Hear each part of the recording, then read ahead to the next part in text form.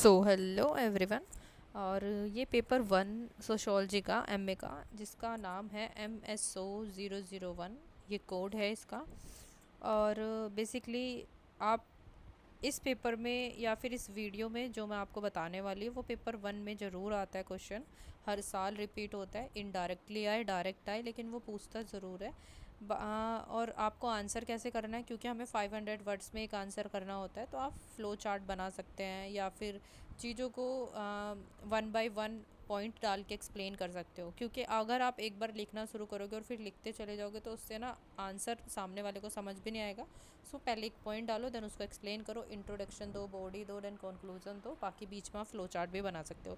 तो this is the right way to answer something. So पहला जो पॉइंट है जो हर बार आता है वो मॉडर्निटी एंड सोशल चेंजेस वो पूछता ही है, सोशल चेंजेस पूछता है। तो इसको हम स्टार्ट करेंगे ना, तो फ्रांस से बताना शुरू करेंगे कि डार्क एज था, साइंटिफिक रिवॉल्यूशन आया, उसके बाद कमर्शियल रिवॉल्यूशन आया, उन दोनों की वजह से एनलाइटमेंट आया, देन एनलाइटमेंट के बाद क्या हुआ, French revolution, then industrial revolution. Industrial revolution में क्या था, मास प्रोडक्शन हुआ। फ्रांस रिवॉल्यूशन में पॉलिटिकल चेंज आया, डेमोक्रेसी आई, देन इन दोनों की वजह से वहाँ की सोसाइटी में चेंज आए। और इस सोसाइटी के चेंज होने की वजह से बहुत सारी सॉल्यूशंस प्रॉब्लम ये सब आए। और देन वहाँ पे फिर पता चला कि हाँ, now need to study sociology और सोसाइटी, और इसी को सोशोलॉजी का नाम दिया गया। बाकी आपको ये पता ही है कि आप ये मॉडर्निटी एंड सोशल चेंज में लिख सकते हो। उसके अलावा कुछ चीज़ बता सकते हो कि रेनेसा कब यूरोप में 13 AD, देन उसके बाद मॉडर्निटी आई। मतलब मॉडर्निटी का मतलब क्या होता है कि ब्रेक फ्रॉम द पास्ट। बाकी सोशल चेंजेस आए, सोसाइटी में चेंजेस होना। सो ये सब चीज़ें आप एक्सप्लेन कर सकते हो एक फ़्लो चार्ट बना के। देन उसको थोड़ा बहुत आप एक्सप्लेन भी कर सकते हो। दो तीन थिंकर्स का नाम दे सकते हो, जैसे लोक हो गए, वोल्टायर हो गए, और उसके बाद रोज़ हो गए। ये कुछ हमारे थिंकर्स हैं। इससे किससे रिलेटेड है, ये हमारे मॉडर्निटी एंड सोशल चेंज से रिलेटेड। बाकी वो कभी कभी आपको ना कंपेयर करने के लिए देता है सोशोलॉजी को, कि आपको विद अदर सोशल साइंस के साथ इसको कंपेयर करना है। तो आप ऐसे करके एक डायग्राम बना सकते हो कि बीच में सोशल साइंस लिख के, और anthropology, economy, psychology, history, political science और फिलोसफी, और इनके मेन मेन पॉइंटर लिख सकते हो। जैसे किसी और पेन से, जैसे एंथ्रोपोलॉजी कैसे आई, वो इवोल्यूशन से आई। इकोनॉमिक्स मतलब एडम स्मिथ और एमाइल डरकाइम ने डिफाइन किया। उसके बाद साइकोलॉजी माइंड एंड बिहेवियर से रिलेटेड है। हिस्ट्री अपनी वैल्यूज़ पे बेस्ड है। देन हर एक चीज़ को आप डिफ़ाइन कर सकते हो। बाकी अगर नेक्स्ट पॉइंट की बात करें तो कुछ ये तो आप लिख सकते हो मॉडर्निटी एंड सोशल साइंस के अंदर। बाकी सोशल चेंजेस के अंदर उसको साइंस सोशोलॉजी को आप अदर साइंस के साथ कंपेयर कर सकते हो कि क्या डिफरेंसेस है। बाकी उसके बाद कुछ थ्योरीज़ हैं, उनको आप बता सकते हो, जैसे फंक्शनलिज्म किसने दिया, क्या है, मैक्रो है, माइक्रो है। कॉन्फ्लिक्ट थ्योरी डिफाइन कर सकते हो। बाकी सिम्बायोटिक इंटरेक्शन आपको पता ही है, ये मीड और हमारा CH कूले से रिलेटेड है। बाकी ये भी एक हमारा माइक्रो कॉन्सेप्ट है।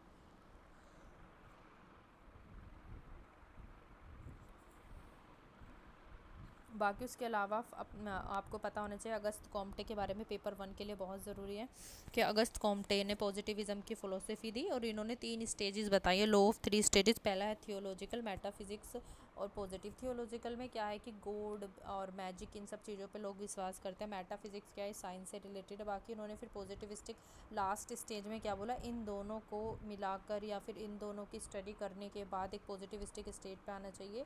जैसे हम भगवान पे विश्वास करते हैं, अंधविश्वास पे करते हैं, इन सब चीज़ों से बाहर निकल के आओ। बाकी इन्होंने पॉजिटिविस्टिक, इन दोनों का एक तरह से जो निचोड़ है वो पॉजिटिविस्टिक थर्ड स्टेज में जाके बताया।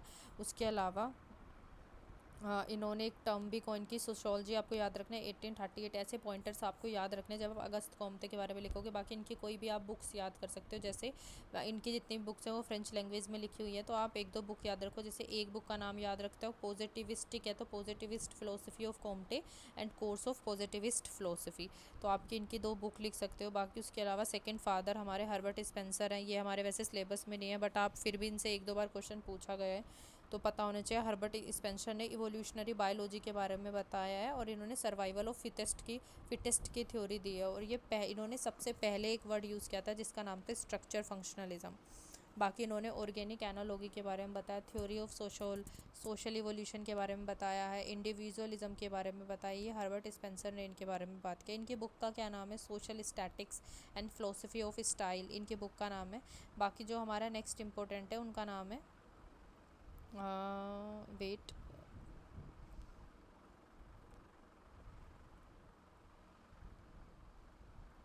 यस, आप नेक्स्ट और आप इमरजेंस बता सकते हो सोशोलॉजी का, क्योंकि ये क्वेश्चन तो में आएगा ही आएगा पेपर वन में। सोशोलॉजी का इमरजेंस है, इसके कंपैरिजन है कि अगस्त कॉम्टे का क्या पीओवी है, किस मतलब ये क्वेश्चन तो आएगा ही आएगा सोशोलॉजी से रिलेटेड पेपर वन में, क्योंकि उस पेपर वन में है ही सबके थिंकर्स के बारे में सोशोलॉजी को लेके। तो आप बता सकते हो इमरजेंस कैसे हो, कॉलोनियल पीरियड से स्टार्ट हुआ, दैन उसके बाद इंस्टीट्यूशनल बिगनिंग हुई, फाउंडेशन रखी गई, एक्सपेंशन हुआ, एमएन श्रीनिवास विलेज पे स्टडी की थी इन्होंने, संस्कृताइजेशन हुआ, उसके बाद डोमिनेंट कास्ट जो होती है उनका इन सब पे इन्होंने क्या स्टडी किया, उसके बाद डाइवर्सिफिकेशन हुआ जिसमें स्टडी की गई जेंडर, दलित और ट्राइब्स लोगों पे। बाकी फ़िलहाल क्या है, कंटेम्प्रेरी सोशोलॉजी है जिसमें ग्लोबलाइजेशन हो चुका है, अर्बनाइजेशन हो रहा है और डिजिटल सोसाइटी बन चुकी है। बाकी उसके अलावा कुछ हमारे स्कूल्स हैं जो सोशोलॉजी के, जबकि क्या है, शिकागो स्कूल है, फ्रैंकफर्ट है, उसके बाद फ्रैंकफर्ट बोल सकते हैं, वियना है, उसके बाद ब्रिटिश स्कूल है और उसके बाद कोलंबिया स्कूल है। तो आप ये भी लिख सकते हो कि कौन कौन से हमारे मेजर स्कूल है सोशोलॉजी स्कूल, कितना बड़ा, 500 वर्ड्स में आप ये डिफ़ाइन कर सकते हो सारी चीज़ें। उसके अलावा ये और सब सारा कंटेंट आपके पास मतलब एकदम से वैलिड है, ऐसा भी नहीं है कि कुछ फालतू है या कुछ भी बकवास है, नहीं, बिल्कुल बिल्कुल कहते हैं ना एग्जैक्ट आंसर है कि आप स्टार्ट करोगे कहाँ से, कि सोशोलॉजी क्या चेंज हुए, सोशल चेंज कैसे आए, सोशल चेंज पहले वो बताओ कहाँ से स्टार्ट हुए, फ्रांस का रिवॉल्यूशन हुआ, इंडस्ट्रियल रिवॉल्यूशन हुआ, उसके बाद क्या क्या स्कोप होता है सोशोलॉजी का, नैरो मोर स्पेशलाइजेशन है but narrow is the scope है, ये सब बताओ, थिंकर्स के बारे में बताओ, अगस्त कॉम्टे के बारे में सबसे पहले बताओ, उसके बाद अगर आपको और भी बताया माइल डरकाइम, उसके अलावा आप स्कूल्स बता सकते हो, इमरजेंस बता सकते हो। बाकी एक टॉपिक आप लिख सकते हो, एक सेकेंड, एक टॉपिक और हमारा रह गया था, यस, हम मेरे मेजर स्कूल्स बता सकते हो सोशोलॉजी के। और उसके अलावा स्कोप क्या है, फॉर्मर स्कूल ऑफ सोशोलॉजी और सिंथेटिक स्कूल, जो सिंथेटिक स्कूल है ना उसके बारे में एमाइल डरकाइम ने बात किया, जो कि social science as a knowledge देखते हैं, जो बहुत ब्रॉडली बात करते हैं हर एक चीज़ के बारे में। बाकी जो फॉर्मल स्कूल है वो जॉर्ज सिमल है और वो सिर्फ रिलेशनशिप्स के बारे में बात करते हैं और बहुत नैरो है और काफ़ी इंडिपेंडेंट टाइप के हैं। सो ये है हमारा पहला आंसर, पहले पेपर का एक आंसर जिसको हर बार रिपीटेडली पूछा गया और मैंने इसको एक प्रॉपर फॉर्मेट में बनाया हुआ है और आपको भी ऐसे लिखना है, बॉडी, देन उसके अलावा पहले इंट्रोडक्शन, बॉडी में हमारा जो भी फ्लो चार्ट है वो बना सकते हो, देन कंक्लूड कर सकते हो आप। अगर कोई थिंकर है तो उनके उनके उनके थॉट ऑफ प्रोसेस से आप उस आंसर को कंक्लूड करके लिख सकते हो। बाकी थैंक यू गाइस।